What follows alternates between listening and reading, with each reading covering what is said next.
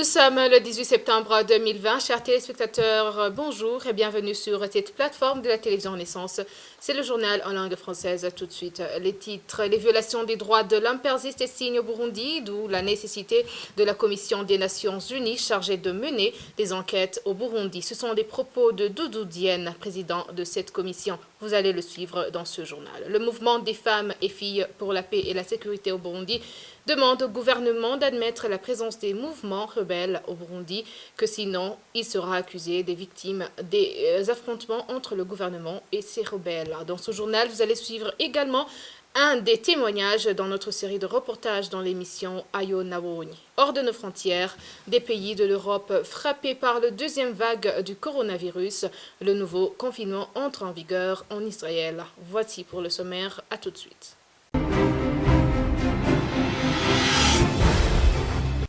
Bienvenue encore une fois dans ce journal, page politique pour commencer le 18 septembre 1961, 18 septembre 2020, 59 ans jour pour jour, le prince Louis Rwagasore, héros national, conduisait le parti UPRONA à la victoire historique qui a amené notre pays à l'indépendance le 1er juillet 1962.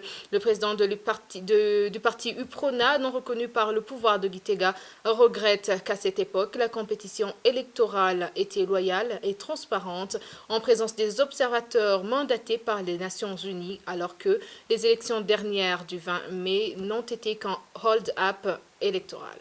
Et maintenant, page droits de l'homme, le renouvellement du mandat de la Commission des Nations Unies en charge de mener des enquêtes sur le Burundi incombe au Conseil des droits de l'homme de l'ONU. Cette branche est en collaboration avec les organisations des droits de l'homme qui apprécient la nécessité de la dite commission. Doudou Diène, président de cette commission, indique cependant que les violations des droits humains au Burundi devraient interpeller tout le monde, d'où la nécessité d'un système de monitoring pour porter loin ce qui se passe. Suivez. En ce qui concerne le mandat de la commission, je vous rappelle quand même que les commissions d'enquête, moi j'ai été membre de beaucoup de commissions d'enquête, Gaza et tout le reste, Côte d'Ivoire, etc. Les commissions d'enquête ne s'auto-créent pas. C'est le Conseil des droits de l'homme qui les crée, et toujours sur la base des propositions des militants des droits de l'homme et des organisations civiles des droits de l'homme. C'est elles qui toujours poussent à la création de mécanismes d'enquête. Ça, c'est un point important. Ce qui signifie que la responsabilité incombe au Conseil des droits de l'homme, mais le Conseil des droits de l'homme doit tenir compte de la position des institutions et des mécanismes de la société civile qui sont concernés directement, donc les institutions des droits de l'homme nationales, régionales et internationales. Et je vous rappelle qu'elles ont publié il y a quelques jours une déclaration demandant le renouvellement du mandat et donnant les arguments. Nous, en ce qui nous concerne, nous n'avons pas à demander qu'on nous renouvelle, mais nous disons deux choses. Un, la crise burundaise est profonde et sérieuse. Les violations des droits de l'homme ont été massives et durables. La balle est dans le camp du Conseil des droits de l'homme et il faut un mécanisme crédible qui est donc l'expérience, la connaissance et les contacts nécessaires et pour pouvoir faire donner à cette vigilance une substance et une réalité. Et donc, c'est à la communauté internationale, par l'intermédiaire du Conseil des droits de l'homme, de prendre cette décision. Il est plus que jamais impérieux que le mandat de la commission d'enquête des Nations Unies sur le Burundi soit renouvelé. De l'avis d'Emmanuel Ndereimana, porte-parole de la coalition CEFOR Arusha, elle pourrait veiller sur les abus qui seraient commis pendant les affrontements armés. Invité dans l'émission Club de la Presse, il a insisté sur les négociations, la seule issue de la paix pour lui. Depuis il travaille sur la question burundaise, la sécurité, la mauvaise gouvernance et tout et tout. Et maintenant qu'il y a eu alors des attaques des hommes armés, Retabara a attaqué le pouvoir de Bujumbura, raison de plus de prolonger le mandat de ces enquêteurs. Ils sauront quand même nous dire tel ou tel n'a pas respecté les règles internationales pendant la guerre, ainsi de suite. Il faut toujours des gens qui suivent de près le problème burundais. Je ne verrai pas comment ne pas prolonger le mandat de cette commission. Avant, le gouvernement était opposé à la prolongation du mandat de cette commission. Est-ce qu'aujourd'hui, il aura des arguments pour s'y opposer? Le gouvernement a toujours été ainsi contre cette commission, parce que vous savez vous-même, un gouvernement qui est toujours pointé du doigt dans ceci, cela, il n'améliore jamais les conditions de vie de son peuple. Mais le gouvernement, lui, ne peut pas voir ça de bon oeil. Ils aimeraient que le Burundi soit comme un œuf fermé, où ils feront n'importe quoi à l'intérieur sans qu'il y ait témoin. Vous comprenez? Et donc pour vous, la reconduction de cette commission d'enquête est une nécessité absolue? Plus que primordiale même, vous voyez. Voilà. C'est une nécessité absolue. Ce qui viendrait vous conforter dans votre position de recherche d'une solution par la voie des négociations? Bien, se conforter tous les Burundais. Tous les Burundais aimeraient qu'il y ait quand même que les questions burundaises soient négociées autour d'une table. Parce que avec le mouvement qui vient de naître, qui a attaqué, qui a pris les armes, quand il y a mort, qui bénéficie de tout ça? Personne. C'est plutôt la perte de nous tous. Alors, le pouvoir de Bujumbura, plutôt, s'il était malin aujourd'hui, il est grand temps de venir saisir l'appel de l'opposition, de l'inviter chaque fois. Nous le faisons à chaque fois qu'il y a occasion d'inviter ce pouvoir de Bujumbura, de nous retrouver autour d'une table, ressusciter les accords d'Arusha, les mettre sur la table, négocier ou renégocier ces accords. Toujours sur la page droit de l'homme, les tortures et les tueries ne cessent de s'aggraver au Burundi. Cela ressort du tout premier numéro du bulletin du mouvement des femmes et filles pour la paix et la sécurité au Burundi. Ce mouvement demande au gouvernement de respecter les droits de la personne humaine. Suivez Maître Immaculée Hunja. C'est pour la première fois qu'on sort ce bulletin parce qu'on a constaté après les élections de 2015 une recrudescence des crimes commis contre les femmes et les filles burundaises, sans que le gouvernement du Burundi n'en dise un mot. Chaque jour, on entend des crimes qui sont commis contre les femmes, les filles, les enfants, et ces crimes sont mis à la place publique. Et on constate que le gouvernement, bien qu'il existe des lois nationales qui protègent les Burundais en général, et les femmes en particulier, ne dit rien face à la perpétration de ces crimes. Il est anormal qu'une partie de la population soit systématiquement violée, tuée. Les femmes représentent 52% de la population. Et on sait, dans la culture burundaise, et d'ailleurs d'une façon universelle, la place et la dignité qui doit être préservé spécialement pour les femmes.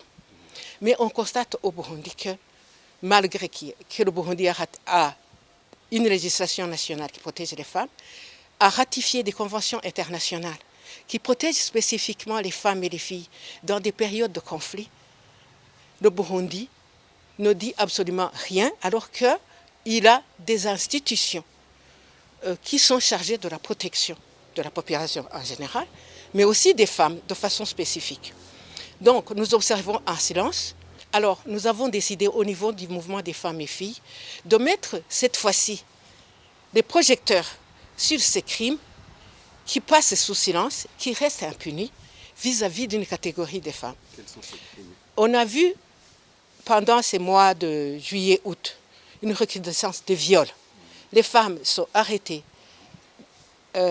tuées, décapités, les enfants qui meurent parce que la maman a été tuée, tout ça. On a observé beaucoup de cas. 8 cas qui sont tués de la même façon. C'est qu'il y a un plan pour ça, pour punir, pour museler complètement la voix de la femme burundaise face aux crimes commis contre elle. Donc, nous avons dit cette fois-ci, on met les projecteurs, pour attirer l'attention du gouvernement du Burundi, de mettre en place tous les mécanismes de protection des Burundais en général et des femmes en particulier, et de mettre en œuvre tous les mécanismes juridiques, sécuritaires, pour protéger ces femmes. Le gouvernement du Burundi devrait reconnaître la situation de la crise actuelle et admettre la présence du mouvement rebelle sur le sol burundais. C'est l'avis du mouvement des femmes et filles pour la paix et la sécurité au Burundi, présidé par Maître Ronja Immaculée. Elle ajoute encore que l'État sera comptable des victimes des affrontements entre les forces de l'ordre et les rebelles. Suivez encore une fois. Nous entendons que sur terrain, il y a des mouvements armés qui ont choisi de prendre les armes. Mais il faut que le gouvernement le reconnaisse qu'il y a des problèmes, qu'il y a des combats au Burundi, qu'il y a des gens qui meurent, et définir cette fois-ci pourquoi cette situation existe. D'abord, reconnaître que cette situation est une situation de crise, où les Burundais s'entretuent, et dire régulièrement qu'il y a ce problème. Parce que quand il y a le crépitement des armes, mais le premier qui doit dire ce qui se passe, c'est le Burundi. Mais sinon, on entend plusieurs mouvements qui portent plusieurs noms. Au niveau du mouvement, nous ne savons pas la vraie réalité. C'est au gouvernement de Burundi de reconnaître. Sinon, ceux qui se disent armés, ils sont nombreux. On ne sait pas. Nous attendons la version toujours officielle qui confirme qu'il y a réellement des mouvements qui combattent le gouvernement en place. Donc cette confirmation est nécessaire. Il ne revient pas au mouvement qui ne sait pas vraiment ce qui se passe, mais ce que nous déplorons, ce sont toutes ces tueries, ces massacres, ces disparitions forcées. Toutes ces femmes commettent sur la scène publique sans explication. Le gouvernement doit en répondre. Tous les Burundais sont en attente d'une vraie d'une information véridique sur terrain. Sur ce même point, le gouvernement est en train de mentir au peuple et c'est dangereux. La remarque est de Désiré Hatungimana, rédacteur en chef de la radio Inzamba Agate Kakawe. Pour le journaliste, les autorités ont plutôt tout à gagner à dire réellement ce qui se passe. Il était invité dans l'émission Club de la presse animée par Franck Adé. Suivez. Il cache la vérité sur terrain. Qui ferait mal? Oui, que sur terrain, il y a des combats. Alors que partout, ils chantent qu'il y a la paix au Burundi, sur tout le territoire. N'oublions pas qu'ils ont lancé le flambeau de la paix. C'était mardi. Dernièrement, le ministre, c'était hier, le ministre de la Défense était à Makamba. Il a dit que la paix règne sur tout le territoire. Mais à Matongo, c'est pas loin de Kirundo, sa province natale, on a enterré cette personne. Que diront ces familles qui ont perdu les leurs quand ils entendent des autorités dire qu'il y a la paix alors qu'ils enterrent des gens qui n'ont pas été sur le lit d'hôpital. À Mongue, dans la forêt de Mongue, il y a eu 12 personnes qui ont été tuées. À Rumongue. Oui, à Rumongue. À Burambi, même chose. Pourquoi ces autorités disent cela? C'est de l'irresponsabilité d'après moi. Et peut-être aussi de l'ironie. Je ne sais pas s'ils ironisent sur quelque chose, mais il cache la vérité. Et les autorités ne devraient pas cacher la vérité à son peuple, parce que le peuple a droit de savoir ce qui se passe dans son pays. Mais aujourd'hui, quand on est devant des autorités irresponsables qui cachent la vérité à son peuple, je pense que c'est une trahison. Et si c'était une stratégie? Quelle stratégie? Alors que la population est là. Ces combats se passent sur les collines. Ces gens qui sont tués sont sur leurs collines. Est-ce que tu vas cacher quoi? On ne cache pas la fumée quand on dit quoi? On ne cache pas le feu quand il y a la fumée. Oui. Oui. On ne cache pas la fumée quand il y a le feu. Oui, c'est ça. Aujourd'hui, il y a la fumée. Ils ne doivent pas cacher ça parce que tout le monde connaît ce qui se passe au Burundi. Même les étrangers, ils connaissent ce qui se passe au Burundi. Pourquoi cacher alors aux gens qui sont sur la sous-colline où on a tué les gens? La population, dans quelques jours, doit traiter les autorités de menteurs. Et c'est grave. Si une autorité ment, si un père de famille ment, tu te rends compte de ce que ça représente. De la page droit de l'homme à la page sécurité, le colonel Prime Nyongabo, alias Komesha, et colonel Poncien Waritonda ont été transférés dans les prisons respectivement de Muramvya et Bubanza dans l'après-midi de ce vendredi. Ces deux ex-FAB avaient été arrêtés le week-end dernier dans la ville de Bujumbura par les services de l'État. Selon des sources dignes de foi, Atanaza Tungimana, alias Chokoroko, serait derrière cet emprisonnement purement politique de ces deux natifs de la commune Songa en province de Bururi. Chokoroko, lui aussi natif de la même commune, a été élu comme député du CNDD-FDD, accuserait colonel Nyongabo, alias Komesha, d'être un handicap dans la province de Bururi pour que le CNDD-FDD ait ses membres de cette province. Comme promis dans les titres de ce journal, dans la suite de notre série de reportages dans l'émission série Parcours à Yonawonye, aujourd'hui vous allez suivre le témoignage de caporal Kwizera Dieudonné, ancien garde du corps du général de brigade Athanase Kararuza, qui était avec lui dans le véhicule le jour de l'embuscade. C'était en date du 25 avril 2016. Suivez.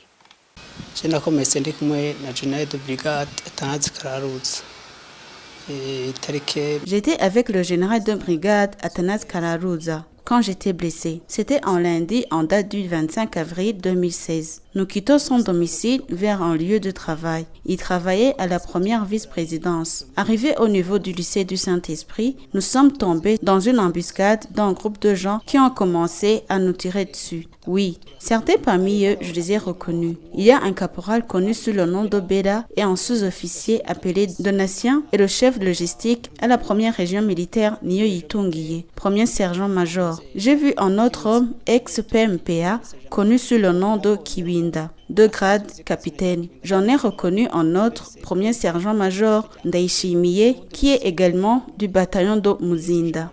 Combien étiez-vous dans le véhicule et qui était-il?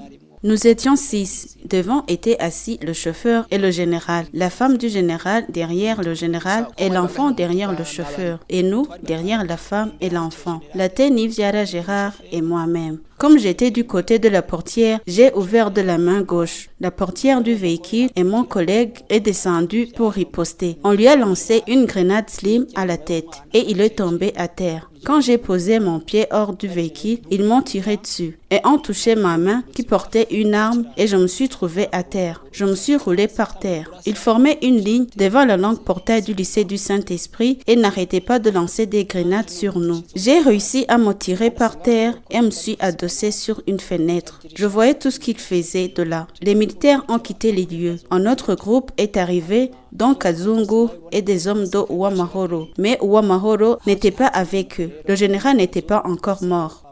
Le général Kararuza n'était pas encore mort quand vous étiez descendu du véhicule? Il n'est pas mort sur le coup. Il parlait toujours, mais il avait été touché. Il ne pouvait pas sortir du véhicule. Il n'arrêtait pas de demander ce que l'on nous reprochait. Kazungu a sorti son pistolet et a tiré sur le général et sur sa femme qui agonisait. Kazungu lui-même a tiré sur eux? Oui, il m'a dit ces mots. Regardez, le général n'est pas encore mort. Il a sorti son pistolet et a tiré sur lui. Ils ont voulu vérifier si le chauffeur était mort et l'un d'entre eux a dit que c'était sûrement fini pour lui. L'intégralité de ce témoignage sera diffusée sur toutes les plateformes de diffusion de la télévision Renaissance à la fin de cette semaine. Et maintenant, page santé hors de nos frontières. Plus de 30 millions de cas de Covid-19 ont été recensés dans le monde avec un taux de transmission jugé alarmant en Europe où de nouvelles mesures sanitaires draconiennes sont attendues à partir de ce vendredi. En Israël, le nouveau confinement général du pays entre en vigueur ce vendredi pour 3 semaines. Les détails avec Bertrand Gendakoudi. Depuis son apparition en Chine en décembre dernier, la pandémie de coronavirus a fait 950 557 victimes dans 188 pays et régions. Aux États-Unis, le nombre de nouveaux cas quotidiens explose toujours. Il s'élève aujourd'hui à 44 718 contaminations recensées ces dernières 24 heures. Ce vendredi 18 septembre, le pays compte 6 874 547 cas. Le nombre de décès ce jour est de 874 morts en 24 heures, soit 202 213 décès au total. Le Brésil a enregistré 987 nouveaux décès dus à la Covid-19 ces dernières 24 heures. Le nombre de décès dus au Covid-19 est passé à 134 106. Pays de 9 millions d'habitants, Israël a enregistré 1163 décès dus au coronavirus. Un nouveau confinement général du pays entre en vigueur aujourd'hui pour une durée de 3 semaines. Ce jeudi 17 septembre, la France a enregistré un nouveau record quotidien de cas de contamination par le coronavirus avec 10 593 nouveaux cas diagnostiqués en 24 heures. Le nombre de cas a explosé également en Espagne, dans certains quartiers ou communes modestes du sud de la capitale Madrid, où l'on compte plus de 1000 cas nouveaux pour 100 000 habitants ces 2 dernières semaines. Face à cette aggravation de la situation, les autorités régionales doivent annoncer ce vendredi de nouvelles restrictions qui devraient entrer en vigueur à partir de samedi ou lundi. Selon les centres africains de contrôle et de prévention des maladies, le nombre de personnes infectées par le coronavirus en Afrique a atteint 1 378 171 cas. De plus, au total, 33 356 décès sont à déplorer et le dernier bilan fait état de 1 130 666 guérisons. Le Maroc a recensé jeudi 28 décès et 2488 contaminations dues au coronavirus, soit le taux de contamination le plus élevé dans le royaume depuis le début de la pandémie. Le bilan s'élève à 94 504 cas, dont 1714 décès et 74 930 guérisons. Quelques 2250 établissements scolaires sont actuellement fermés au Maroc en raison des risques de contamination au nouveau coronavirus. En Afrique du Sud, les frontières internationales fermées depuis près de 6 mois à cause de la pandémie de Covid-19 seront rouvertes à partir du 1er octobre. Au Rwanda, jusqu'à présent, depuis le déclenchement de la pandémie dans le pays à la mi-mars, le Rwanda a effectué près de 467 000 tests du virus. Le bilan de la mort liée au Covid-19 dans ce pays s'élève actuellement à 23 personnes. Et à l'occasion de sa visite aux 2 hôpitaux de la mairie de Bujumbura, le ministre burundais de la Santé publique a précisé la semaine dernière que ça fait 2 semaines qu'il n'y a pas de cas de Covid-19 dans les centres de prise en charge et a saisi cette occasion pour déclarer que la Covid-19 n'est plus une épidémie au Burundi. Merci Bertrand Ngendakurio. Et pour clore ce journal, les 4 reporters du journal Iwachu totalisent ce vendredi 333 jours d'incarcération. Ils ont été condamnés le 30 janvier à 2 ans et demi de prison et d'une amende d'1 million chacun par le tribunal de grande instance de Bubanza. Pour rappel, ils ont été arrêtés le 22 octobre dernier à Bubanza. Christine Kamikadi, Agnès Ndirubusa, Terence Mhodzendi et Égide Haredimana sont accusés de tentative d'atteinte à la sécurité intérieure de l'État. Eh bien, c'est par ici que prend fin ce journal. Merci de nous avoir suivis. À la prochaine édition.